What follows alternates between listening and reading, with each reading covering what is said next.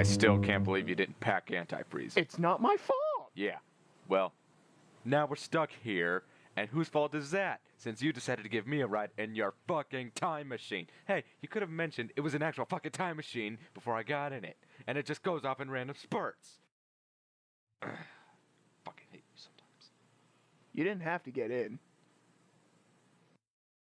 You at least packed a survival kit, right? You really think I expected this?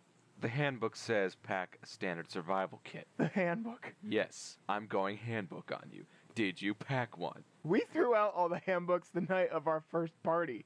Oh yeah, that was a good party. Yeah. I don't remember much of it though. Neither does Jerry. Of course, he didn't really do so well that night, so... Yeah, whatever happened to Jerry? Dude, don't ask. Don't ask.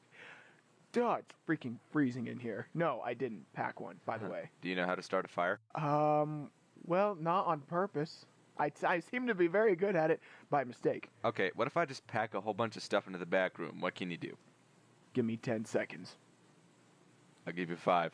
Deal. Wow. Yep. It's a gift. Okay, next time I'm giving you 2.5 seconds. That's right. Hold your applause, people. There's no need for signatures or bowing. 2 things. First, I'm the only one here. Well, other than you. And second, I wasn't going to applaud. Why you gotta kill the dream, man? Because I fucking hate you. Well, at least we got a good fire.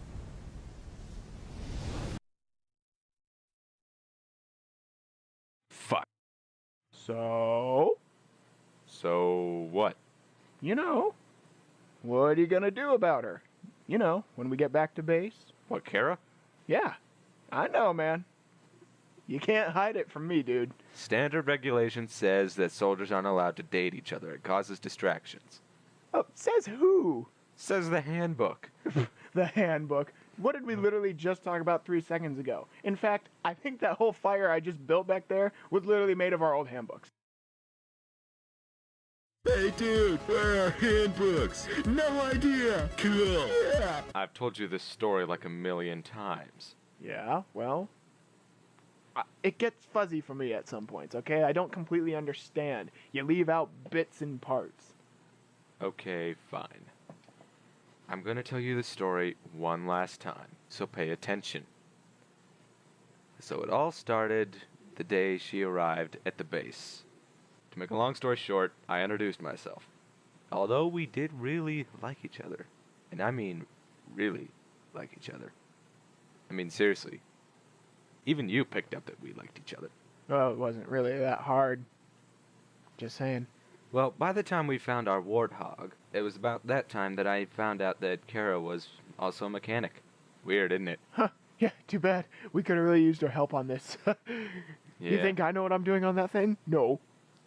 So, a bunch of weird shit had been going on around the base lately, and that party that first night didn't help. Yeah, Kara found out about that party. Anyway. One day, everyone was out on routine checks. The commanding officer was out checking out the other base, make sure it was still vacant, even though it looked like someone had camped there recently. That might have been us. You were out trying to find the warthog, or some pieces for it. All I remember is antifreeze. Anyway, it was just Kara and me back at the base, so we got up into a conversation, and... well, that's when it hit me. Since she'd been at the base a couple months now, that's really when it hit me. That I hadn't taken the time to find out who this person was, and that I just decided right off the bat, I'm gonna sleep with that person. Give it 2 weeks, maybe 3 tops. That's romantic. Jeez. What? I was a different guy back then. Shut up. What I found out was I never want to let this person out of my sight again.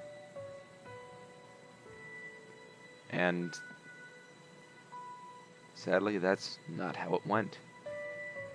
By the time I figured out she had the same feelings, that was about the time we all got transferred to that new base, Beaver Creek. Oh, good lord. I didn't like that place.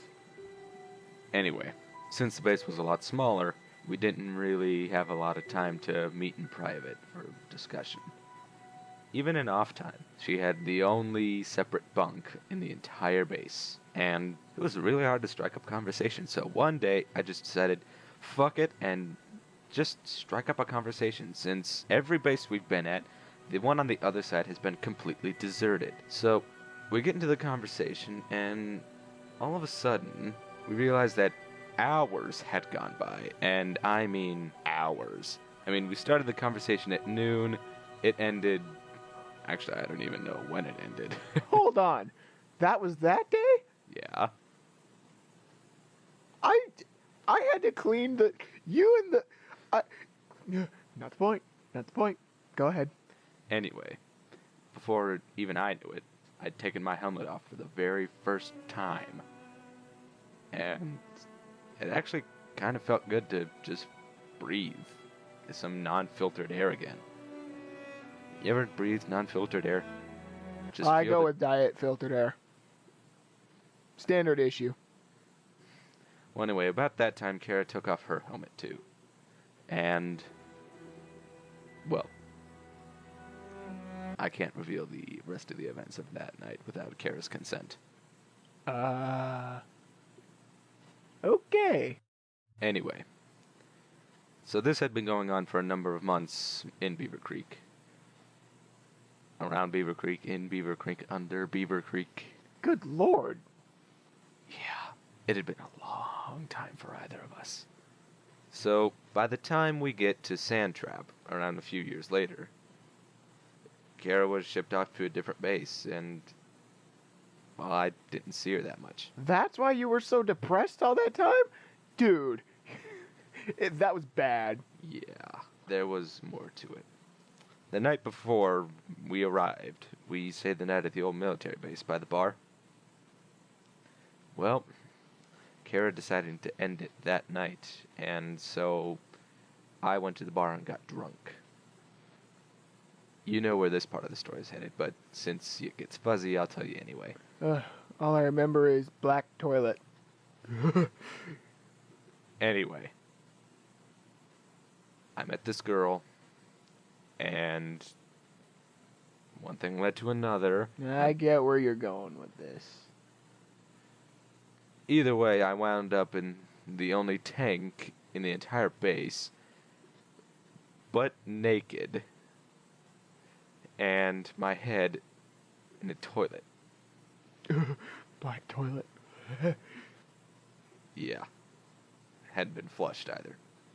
I know. I got stuck cleaning that. It was gross. When Kara found out what I'd done, I knew that my chances of ever getting back together with her were complete shit.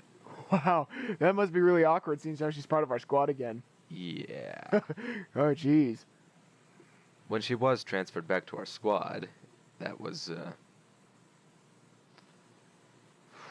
wow, I don't even know how to describe that.